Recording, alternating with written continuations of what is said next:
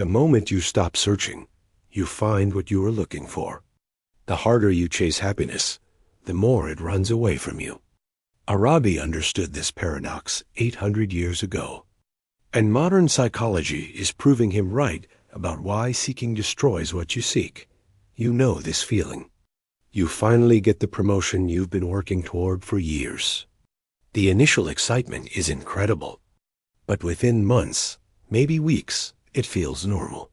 You start looking toward the next goal, the next achievement, the next thing that will finally make you happy. You're back to seeking, or you meet someone who seems perfect. The early days of the relationship are intoxicating. Everything feels fresh and meaningful. But as time passes, that intense happiness fades. You find yourself seeking that initial spark again, or wondering if there's someone better out there. The seeking never stops. This is what modern psychology calls hedonic adaptation. No matter what positive changes happen in your life, you tend to return to your baseline level of happiness.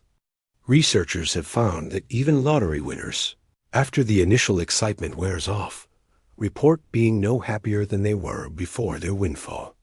The same pattern shows up everywhere. New car, new house, new job, new relationship.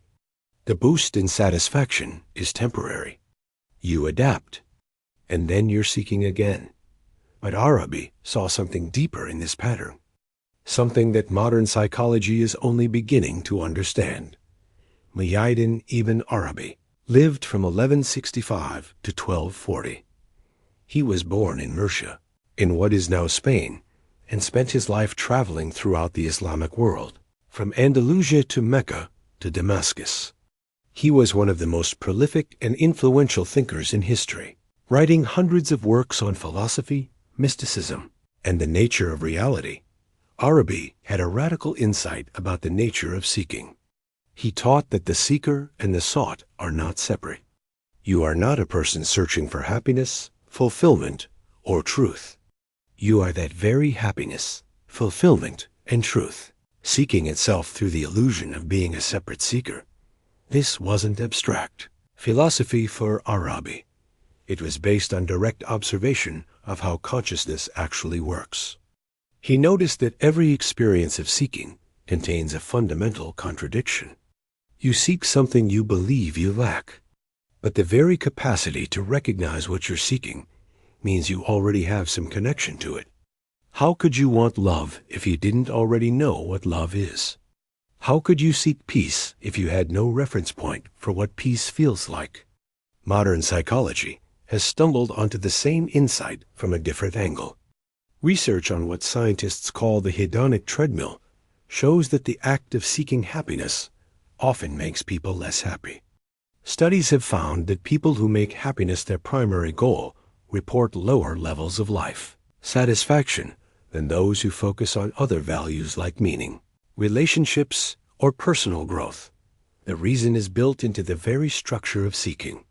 When you seek something, you create a psychological gap between where you are and where you want to be.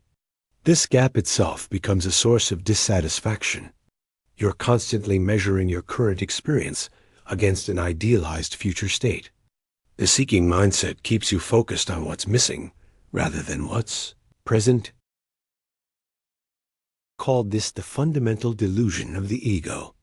The ego convinces you that you're incomplete, that you need to acquire something external to be whole. But this sets up an impossible situation, because the ego that feels incomplete is the same ego that would supposedly become complete through acquisition. It's like trying to lift yourself up by pulling on your own shoelaces. Research on goal pursuit psychology confirms this ancient insight. Studies show that people who achieve their goals often experience what researchers call arrival fallacy. They expected to feel fundamentally different once they reach their destination, but they find themselves essentially the same person with the same patterns of thought and feeling. The external change doesn't create the internal transformation they were seeking. This is why Arabi taught that true fulfillment comes not from seeking, but from recognizing what you already are. He used the metaphor of someone searching for their own head while it's attached to their body. The thing you're looking for is what's doing the looking. But this creates another paradox. If you try to stop seeking in order to find what you're looking for, you're still seeking. You're seeking the state of not seeking. Arabi understood this trap too. He taught that the end of seeking happens naturally when you see through the illusion that created it in the first place. Modern psychology has found evidence for this as well.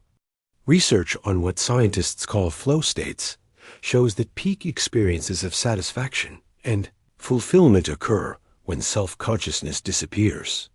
When you're completely absorbed in an activity, when there's no gap between the doer and the doing, seeking stops naturally. And paradoxically, this is when people report the highest levels of happiness and meaning. The problem with most approaches to happiness is that they're still based on the seeking mindset. Even when people try to practice gratitude or mindfulness, they often approach these as techniques to acquire something better. They're seeking a state of gratitude or seeking to become more mindful. The seeking energy itself undermines the very thing they're trying to achieve. Arabi pointed to a different possibility. Instead of seeking fulfillment, you can recognize that fulfillment is the nature of consciousness itself. Instead of pursuing happiness, you can notice that happiness isn't something you have or don't have. It's what you are when you're not busy looking for it somewhere else. This doesn't mean becoming passive or giving up on goals and growth. Arabi was extraordinarily productive and accomplished. He traveled extensively, wrote prolifically, and engaged deeply with the world around him. But his actions came from a different source. Instead of seeking to fill a sense of lack, he acted from a recognition of wholeness. Modern research on intrinsic motivation supports this distinction. Studies show that people perform better and feel more satisfied when their actions are driven by internal factors like curiosity, creativity, and the inherent value of the activity itself, rather than external factors like rewards, recognition, or the need to prove something. The key insight is that you can act without seeking. You can pursue goals without being attached to getting them. You can work toward outcomes while being fulfilled in the present moment. This is what Arabi meant when he wrote about acting from being rather than seeking to become. Think about the activities in your life that feel most natural and satisfying. They probably have this quality. You're engaged and motivated, but you're not mentally somewhere else, fantasizing about a future payoff. You're present with what you're doing. The doing itself is fulfilling. This is what Arabi called the station of no station. It's not a state you achieve through seeking. It's what's revealed when seeking relaxes. It's your natural condition when you're not busy trying to be somewhere else or someone else. But recognizing this requires a fundamental shift in identity. As long as you see yourself as a separate individual who needs to acquire things to be complete, seeking will continue. The shift happens when you recognize that the sense of separation itself is a kind of optical illusion of consciousness. Arabi used the metaphor of waves on the ocean. Each wave appears to be separate, seeking to preserve itself and grow larger. But waves are just temporary forms that the ocean takes. They're not separate from the ocean, seeking to merge with it. They are the ocean, expressing itself as the appearance of waves. Similarly, individual consciousness is not separate from universal consciousness, seeking to return to its source. It is universal consciousness, experiencing itself through the temporary form of apparent individuality. When this is recognized, seeking stops naturally because there's nowhere to go and nothing to get. You already are what you were looking for. This recognition doesn't eliminate individual experience or make you passive. Waves continue to be waves even when they're recognized as ocean. But the desperate quality of seeking disappears. Actions become expressions of wholeness rather than attempts to fill lack. Modern neuroscience has found interesting correlations with these insights. Brain imaging studies of experienced meditators show decreased activity in what researchers call the default mode network. the brain regions associated with self-referential thinking and the sense of being a separate self. As this network quiets, people report experiences of unity, timelessness, and effortless well-being. The practical implication of Arabi's teaching is profound. Instead of constantly asking how to get what you want, you can ask what wants to be expressed through you. Instead of seeking experiences, you can be open to what's already present. Instead of pursuing happiness, you can investigate what you are when you're not pursuing anything. This doesn't mean you stop having preferences or working toward goals, but the energy behind your actions changes. You act from fullness rather than emptiness, from love rather than fear, from curiosity rather than compulsion. The research on hedonic adaptation that we started with actually points toward this same conclusion.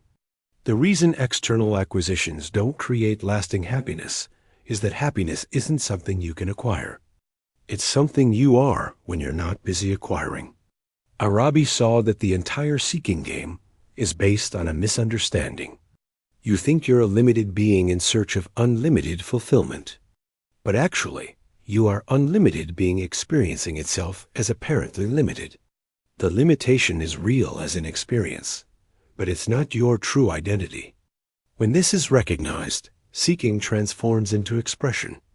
Instead of trying to get love, you become interested in how love wants to move through you. Instead of pursuing meaning, you notice the meaningfulness that's already present in existence itself. Instead of seeking peace, you recognize the peace that's your essential nature, even in the midst of apparent chaos. This is the ultimate paradox that Arabi discovered. The end of seeking is not something you achieve through seeking. It happens when you realize that what you are seeking was never absent in the first place.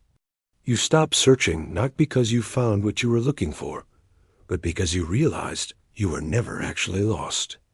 The moment you stop searching, you find what you are looking for. Not because you acquire something new, but because you recognize what was never absent. The seeker and the sought were never two different things. They were always the same consciousness, playing hide and seek with itself. And in that recognition, the game ends. Not because you win or lose, but because you remember you are never actually playing against anyone else. You are always seeking yourself, with yourself, as yourself. And you can stop anytime you realize the search was just for fun.